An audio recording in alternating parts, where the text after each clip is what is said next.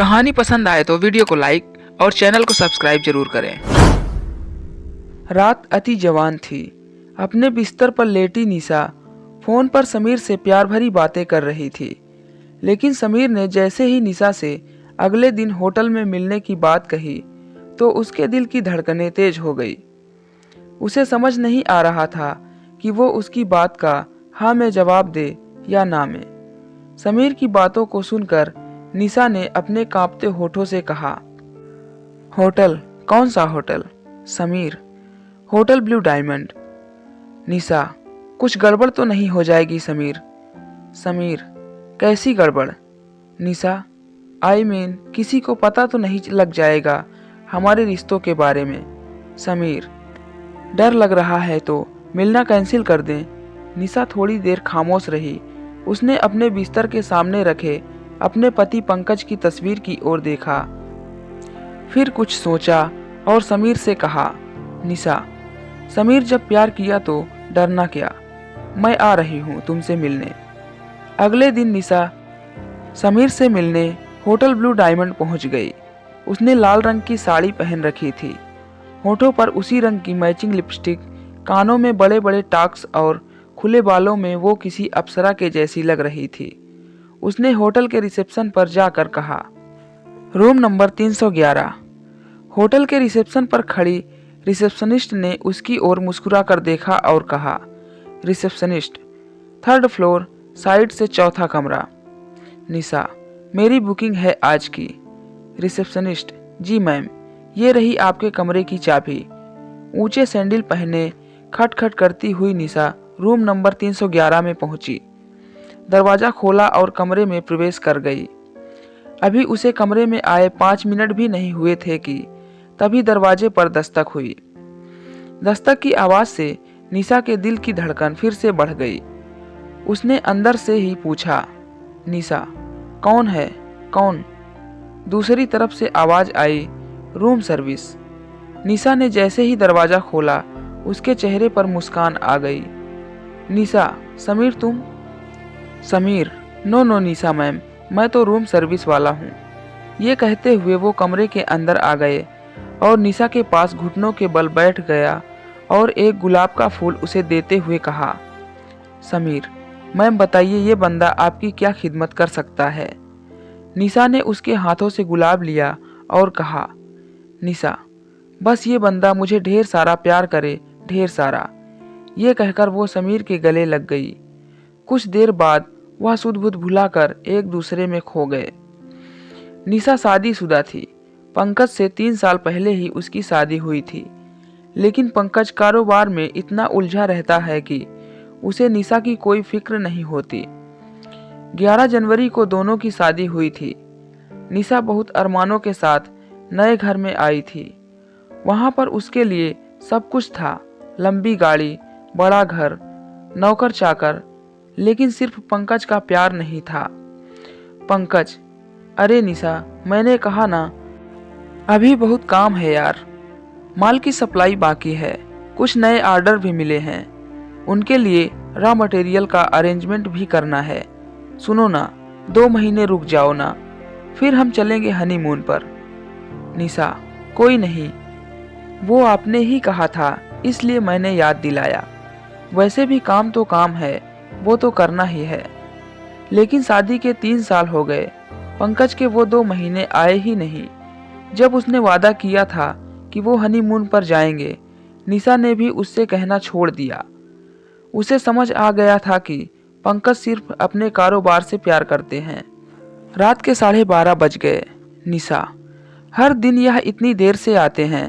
अरे काम कौन नहीं करता, लेकिन काम के चक्कर में अपने घर को, अपनी बीवी को भूल जाना सही तो नहीं है। मुझे तो लगता है ये घर सिर्फ सोने के लिए आते हैं। इनका वश चले तो ये ऑफिस में ही सो जाएं। पिछले 2 सालों से पंकज शादी की सालगिरह पर निशा को बाहर ले जाने की बात कह रहा था, लेकिन वो भी उसे याद नहीं रहता। शादी की 3री सालगिरह की बात है। पंकज, अरे निशा, मैं प्रॉमिस कर रहा हूँ, आज मैं बिल्कुल भी नहीं भूलूंगा। आज हम दोनों न सिर्फ बाहर खाएंगे बल्कि लॉन्ग ड्राइव पर भी चलेंगे। और अगर मैं भूल भी गया तो मुझे शाम को 7 बजे कॉल करके याद दिला देना। ठीक है, चलो अब मुझे जाने दो। And happy anniversary. ये कहकर पंकज फैक्ट्री के लिए निकल गया। रात के 8 बज गए, पंकज घर नहीं आया। निशा ने उसे कॉल किया। निशा, क्या हुआ पंकज, आप अभी तक निकले नहीं हैं? 8 बज गए हैं। पंकज, निशा, माय डियर वाइफ, मैं भूला नहीं हूँ, थोड़ी देर और यार, मैं निकलता हूँ। एक काम करो, तुम ड्राइवर को बोलो तुम्हें होटल सनशाइन में छोड़ दे, मैं तुम्हें वहीं मिलता हूँ। निशा होटल सनशाइन में पहुँच गई। वहाँ पहुँचकर उसे 10 बज गए, लेकिन पंकज नहीं आया। उसने 2 बार उसे कॉल भी किया, लेकिन उसने उसका कॉल कट कर दिया। निशा, गलती मेरी ही है, मैं ही उनसे कुछ ज़्यादा एक्सपेक्टेशन लगा लेती हूँ। उनकी पहली प्रायोरिटी उनका काम ही है। निशा ने घड़ी की ओर देखा, 10:30 बजने वाले थे। उसने एक बार और कॉल किया। इस बार पंकज ने कॉल पिक कर लिया। पंकज, क्या तुम बिल्कुल स्टूपिड हो क्या? अरे मैं यहाँ काम में बिजी हूँ और तुम कॉल पर कॉल किए जा रही हो। निशा, लेकिन आपने तो मुझे यहाँ होटल सनशाइन में वेट करने के लिए कहा था।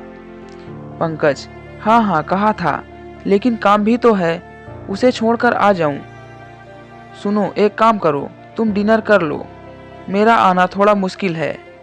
निशा, आज हमारी एनिवर्सरी है पंकज। पंकज, हाँ तो क्या हुआ, तुम अकेले एंजॉय कर लो ना स्वीट हार्ट। चलो अब मैं फ़ोन रखता हूँ, मुझे बहुत काम है। पंकज की बातें निशा के कानों में गूंजने लगी। अकेले एंजॉय कर लो ना। उसकी आंखों में आंसू आ गए। वो अपने टेबल से गुस्से में उठी और होटल से घर वापस जाने के लिए निकलने ही वाली थी कि एक बहुत ही हैंडसम लड़का उसके पास आया और बोला, excuse me ma'am, my name is Sameer, आप किसी का वेट कर रही हैं क्या? निशा, आपको उससे क्या मतलब? समीर, देखिए मुझे गलत मत समझिए, मैं बहुत देर से आपको देख रहा हूँ कि आप परेशान हैं, किसी को बार बार कॉल भी कर रही हैं, कोई आने वाला है क्या? समीर की बातों को सुनकर निशा फूट पड़ी। उसकी आंखों से आंसू सारे बांध तोड़कर बहने लगे। समीर, क्या हुआ मैम, आप रोने क्यों लगी? कोई प्रॉब्लम है तो आप मुझे बताइए ना। पता नहीं उस घड़ी ऐसा क्या हुआ, निशा का अकेलेपन का दुख उससे संभाला नहीं गया। उसने सारी बातें समीर से कह दी। समीर, जानती हैं, किसी भी रिलेशनशिप को बांध कर जो रखता है वो है प्यार। इंसान कितना भी परेशान हो, अगर प्यार से कोई गले लगा लेता है ना, तो बड़ी से बड़ी परेशानी भी बर्फ की तरह पिघल जाती है। अफसोस कि आपके पास सब कुछ रहते हुए भी प्यार से गले लगाने वाला वो शख्स नहीं है जिसके गले लगकर आप सब कुछ भूल जाएं। समीर की ये पहली मुलाकात थी। उस पहली मुलाकात में समीर का जादू निशा पर चढ़ गया था। समीर एक सिंगर था। उसकी एक एक बात निशा को बहुत पसंद आती थी। वो जिस तरह निशा का ध्यान रखता, उसकी केयर करता, ये बात निशा को बहुत अच्छी लगती। समीर को भी निशा बहुत पसंद थी। हालांकि दोनों ने कभी एक दूसरे को खुलकर नहीं कहा, लेकिन आखिर कब तक वो इससे दूर रहते। एक दिन समीर ने ही निशा को प्रपोज कर दिया। निशा, समीर तुम जानते हो ना, मैं शादीशुदा हूँ, फिर भी मुझे प्रपोज कर रहे हो। समीर, क्या मैं एक शादीशुदा से प्यार नहीं कर सकता? क्या यह किसी किताब में लिखा है? निशा, किताब में तो नहीं लिखा है, लेकिन समाज में इसे गलत समझा जाता है। समीर, किस समाज की आप बात कर रही हैं निशा? प्यार करने से कोई समाज किसी को नहीं रोक सकता। अरे प्यार ही तो वो शक्ति है जिससे आपका समाज चलता है। अगर उसे ही निकाल देंगे तो फिर क्या बचेगा? समीर की बातें निशा को समझ तो नहीं आई, लेकिन समीर के बिना वो रह नहीं सकती थी। दोनों छिप छिप कर मिलने लगे। उन्होंने सारी सीमाएं भी कई बार लांघ दी। उसे नहीं पता था कि समीर उसका यूज कर रहा है। उसने निशा से लाखों रुपए ऐंठ लिए थे और वो उससे अय्याशी करता था। समीर, सोने के अंडे देने वाली मुर्गी हाथ लगी है मेरे। अपनी लाइफ तो बिल्कुल सेट है। हालांकि कभी कभी निशा को भी लगता था कि समीर उससे बार बार पैसे क्यों मांगता है। उसे ये भी लगता था कि वो अपने पति को धोखा दे रही है।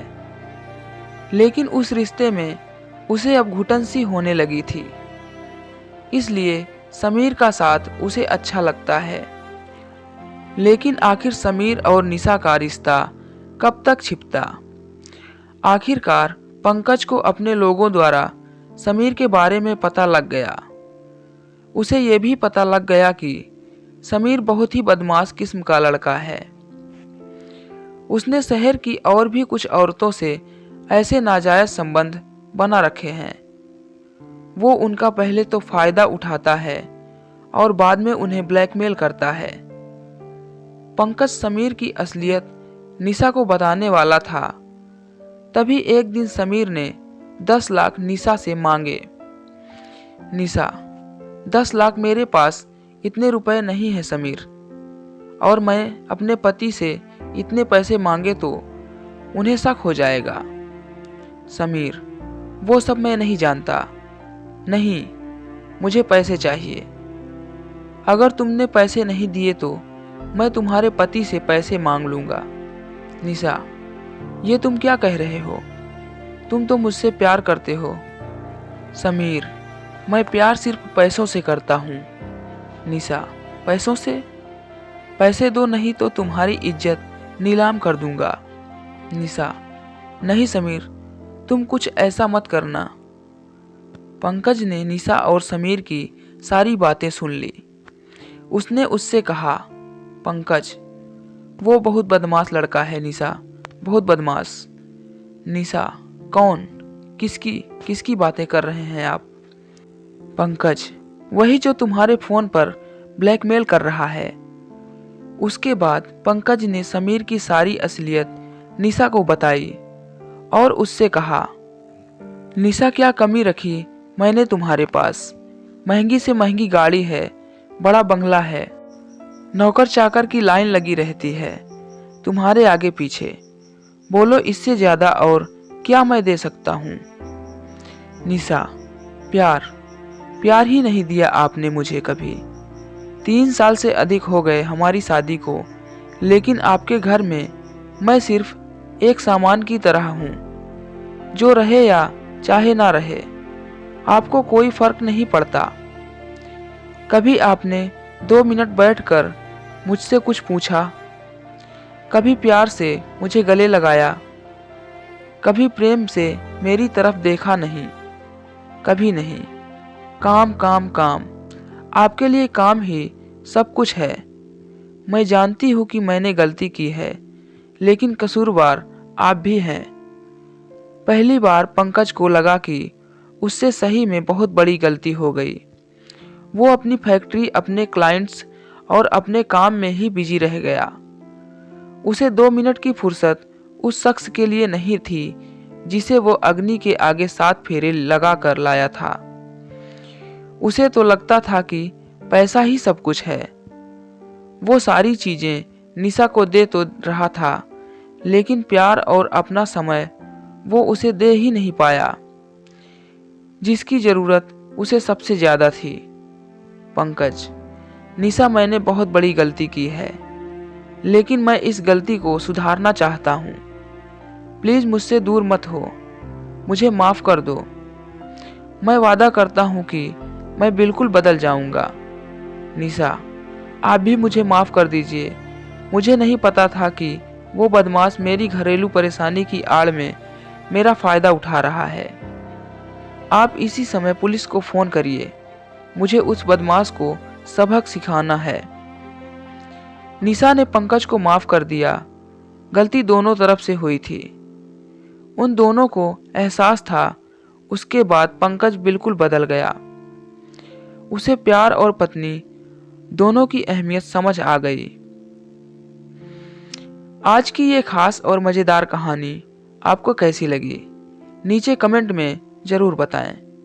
कहानी अगर अच्छी लगी तो वीडियो को लाइक शेयर करना ना भूलें और चैनल पर नए हैं तो चैनल को सब्सक्राइब जरूर करें। धन्यवाद।